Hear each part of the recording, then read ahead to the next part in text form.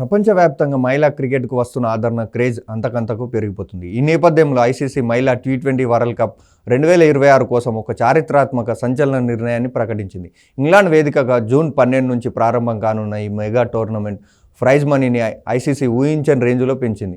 ఇది మహిళా క్రికెట్ సాధించిన వాణిజ్య విజయాన్ని, గ్లోబల్ మార్కెట్లో దానికి ఉన్న డిమాండ్ను స్పష్టం చేస్తుంది. అంతేకాకుండా ఈసారి టోర్నమెంట్ మరింత ప్రతిష్టాత్మకంగా మార్చేందుకు మరికొన్ని కొత్త మార్పులు కూడా చేశారు. ఈసారి జరగబోయే ఉమెన్స్ టీ20 వరల్డ్ కప్ చరిత్రలోనే అతిపెద్ద టోర్నమెంట్గా నిలిచిపోనుంది.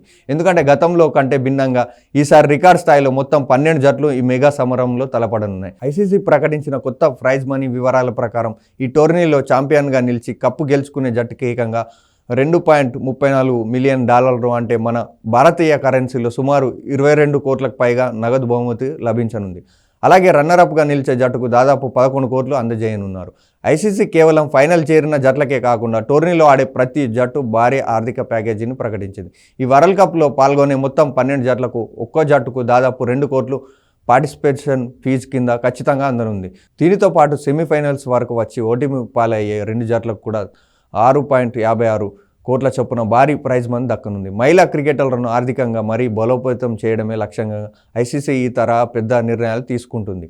ఈసారి టోర్నీని మరింత రసవత్తరంగా మార్చేందుకు ఐసీసీ ఫార్మాట్లో కొన్ని కీలక మార్పులు చేసింది. టోర్నీలో పాల్గొనే 12 జట్లను చెరో 6 జట్లతో 2 గ్రూప్ జట్లుగా విభజించారు. లీగ్ దశలో ప్రతి జట్టు తమ గ్రూప్లోని మిగిలిన 5 జట్లతో ఒక మ్యాచ్ ఆడుతుంది.